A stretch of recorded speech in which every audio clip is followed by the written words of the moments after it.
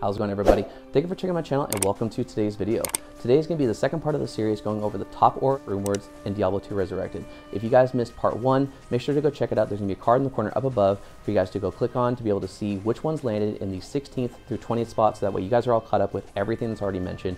And before we get into that, we're going to go over the criteria for how we're going to be judging these runewords side by side, so that way you guys get a better understanding and a grounded foundation in why the runewords landed in the places they're at. We're going to be judging these runewords based upon 5 different levels of criteria, and the first one's going to be the rune cost, to see if it is actually worth the runes to be able to get the stats and the aura to be able to benefit your character. The second is going to be the flexibility within the bases that you'd be able to use to see if it would be something that is more specific to a character, that can be given to a mercenary, or a combination of both. The third thing is going to be the aura itself, to see if the aura is going to be really beneficial for not only the character that you're going to be playing, the mercenary you're going to be using, or the stats on the actual rune, which is the fourth criteria, which is going to be the stats additionally to the aura, to see if they mesh well together, or if it is something that is going to be specific for using just the aura or just the stats themselves. And the last but not least criteria is going to be the build to actually be able to use these runewords, to see if they're going to be something that is more towards a niche type of build, or to something that everyone will benefit from in the exact same way. Now, as I cover the criteria for each one of the runewords, I'm only going to be spending maybe about 2 to 3 minutes per runeword, because anything longer than that would be better suited for an individual video to talk about every aspect of the runeword itself. However, in this video, I'm going to be going over just the most important parts of each one of the runewords when it comes to comparing them to all the other runewords on this list. And along with that, I will be showing not only the stats on screen, but I will be showing the gameplay to be able to give you guys a good example as to what it looks like in action. That way you guys get a full understanding as to how these are not only going to look when it comes to using them with builds, but how they're going to be as far as being able to help with your clear speed, with your survivability, and also just how they're going to be able to benefit your character as well as your mercenary if they're able to do so. Before we get to the video, let's go ahead and do a comment shout out, which today's is going to be Kevin Tapul from My First Ever Gambled Amulet Was a Metal Grid, saying 30 Alres 2. What sort of foul sorcery is this? With all that said, let's get into the video.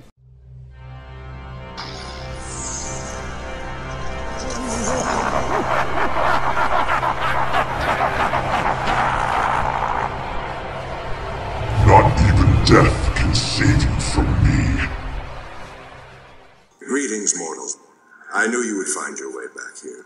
As I've already mentioned, we've already gone through the first 5 runewords covering 16 through 20, and now we're going to be covering the next 5 from 11 to 15 to be able to cover the first 10 runewords on this list before we get into the top 10 of the best Aura runewords in Diablo 2 Resurrected. So let's go ahead and jump in at number 15.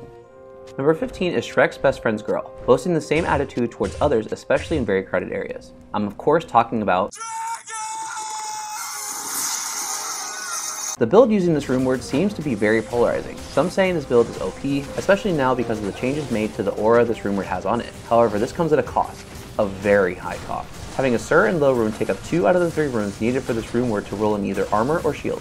What stats come with this runeword to justify that cost? 20% chance to cast level 18 Venom when struck, 12% chance to cast level 15 Hydra on striking, some added defense and defense against missiles, varying +3 to 5 to all attributes, plus to strength based on character level, and +5% to max lightning resistance regardless of the base used. For armors, it comes with an increase to max mana by 5%, and shields has +50 to mana. What sells this runeword for those who want to use it is the level 14 Holy Fire aura when equipped, as this is a piece of what the complete Dragadin or Holy Fire Din build is. Also, for max effectiveness for the build, you'll need to roll this runeword in both the armor and shield, as well as to roll a Hand of Justice, preferably in a Phase Blade. All of the Holy Fire auras would then stack together for a combination level 44 Holy Fire aura. This sounds great on paper, but to do this would cost so many high runes that most people wouldn't find this justifiable. To be a build that yes would be fun and different from any other playstyles, has limited ability to farm especially on higher players difficulty settings or partying up online, where yes you could clear areas, but being slower at doing so compared to other paladin builds or other builds in general. This build is more niche than something that is very OP,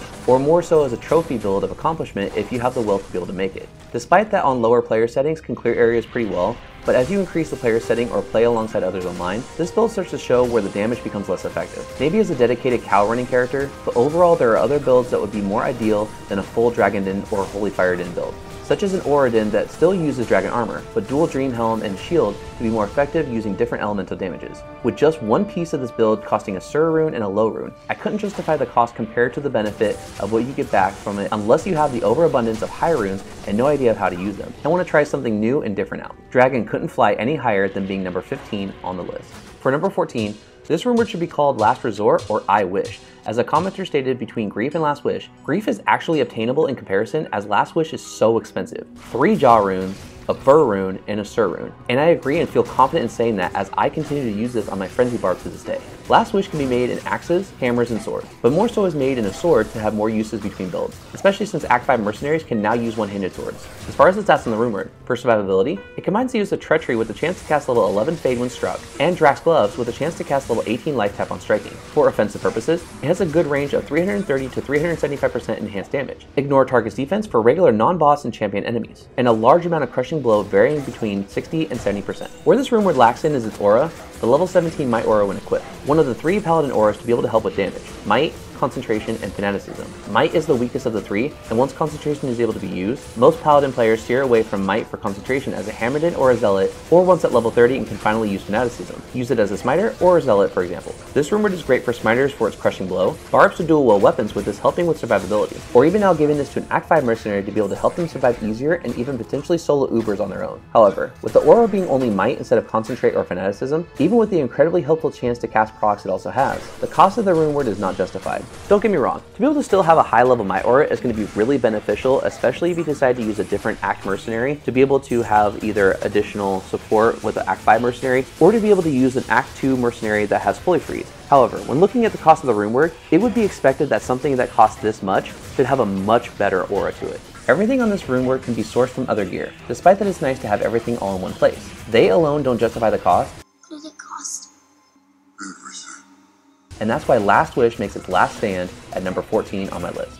The 13th spot on this list is a rune word that was exiled from all the classes besides Paladin, one that actually feels like the cost is justified by the stats you get with it, with Exile costing 2 high runes being Vex and Ohm, and very sought after mid rune being If, and only being able to be made in Paladin shields. But for the builds that use this, it allows for flexibility within the build and helps greatly with survivability. Having 15% chance to cast level 5 life tap on striking, plus 2 to offensive auras, 30% faster block rate, freezes target, varying 220 to 260% enhanced damage, plus 5 to both cold and fire resistances, some magic find, and having the ability to repair its durability by 1 every 4 seconds. This rumored shield base can make it feel OP depending on what you choose, both for the stats of the shield, but also in finding something GG that is ethereal, with the varying level 13 to 16 Defiance aura when equipped, allowing for a boost to the defense of yourself and all party members. This shield is one to consider for Smiters, especially those running Ubers or playing a charged Paladin in PvP.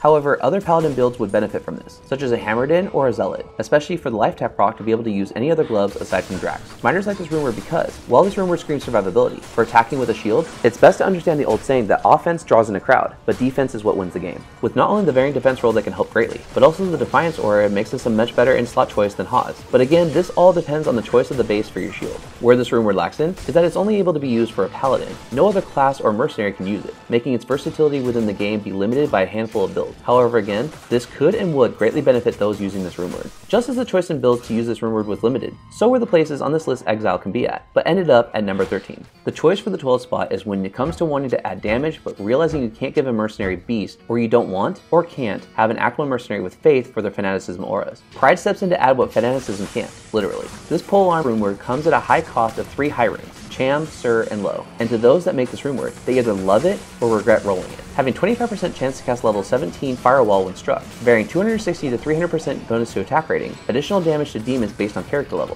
20% deadly strike, hit blinds target, freezes target, a boost to your vitality, and some extra gold based on character level. The selling point is the varying 16 to 20 concentration aura when equipped, which increases damage while decreasing the ability to be interrupted when attacking. This can roll either really good or really bad, all based on the concentration aura roll, as the difference between level 16 through level 20 is 135% damage. Also, there is no enhanced damage on this rune word at all, leaving this to be a stat stick for the mercenary to use and hope that they don't die. As I mentioned earlier, this is used to be able to add additional damage, especially for something like a max damage setup. Because of the favorable auras to add damage, Fanaticism and Concentration. Fanaticism gives only the person generating the aura the full benefits from it while everyone else gets a percentage of the effect. However, Concentration gives not only the person generating it the benefit, but the rest of the party receives the full benefit as well. However, you don't get the attack rating or the attack speed, so so it's a trade-off, but for those such as Faith Boazons and Fury Druids to name a few. This helps with truly maxing out the potential of your builds, granted that the concentration aura is on the higher side, closer to level 20. Outside of the select builds going for a max damage setup for your player only, this runeword sees little use and leaves players questioning if the overall cost to make this runeword is worth it, especially since the mercenary, even with the max concentration aura level, will not be the focus of dealing damage, but more so as a very expensive walking stat stick that needs to be able to stay alive.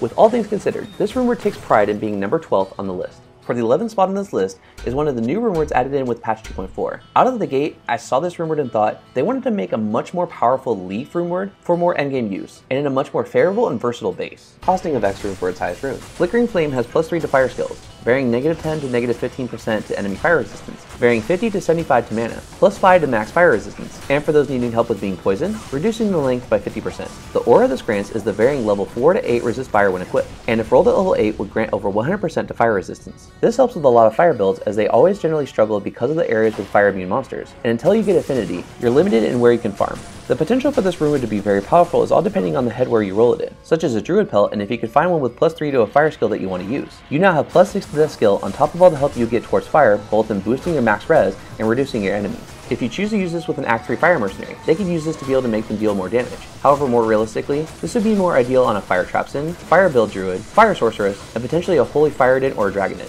This Helm runeword helps to be able to finally give a needed boost to fire builds, and with the introduction to new level 85 areas that will be better for those builds, this may very well be a more commonly used runeword compared to other unique alternatives. Maybe in time this runeword will jump up on this list as it shows its overall usefulness with different builds, but for now, Flickering Flame sits at number 11 on the list. And that's going to be it for the video. I hope you guys enjoyed it.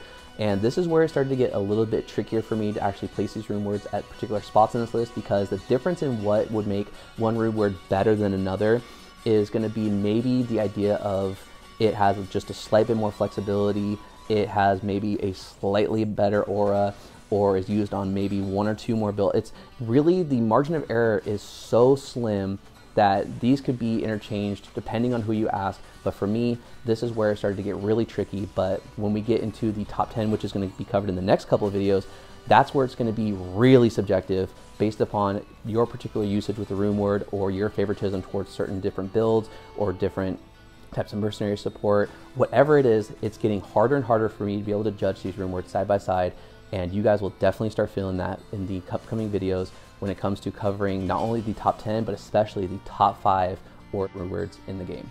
And again, I want to make sure to make this very clear, this is subjective. This is just my take on this. You guys might feel a certain way about it, and I encourage you guys to let me know what you feel down in the comment section below. If you like this kind of content, want to see more, hit the subscribe button and hit the bell notification to be notified whenever a new video comes out.